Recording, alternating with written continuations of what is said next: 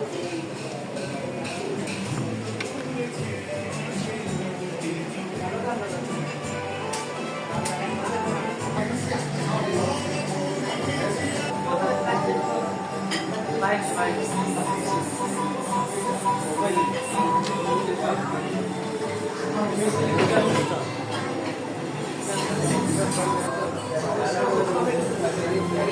হলো আমাদের পার্সেল।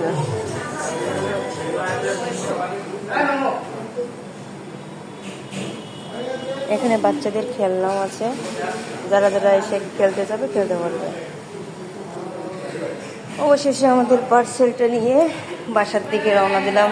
বাহিরে প্রচুর বৃষ্টি, তারপরেও ছেলের আবদার মানতেই হবে, না মানার কোনো অপশন নাই। এই পিৎজাটা নিয়ে বাসার দিকে রওনা হলো। প্রচুর বৃষ্টি হয়েছে, রাস্তায় জল।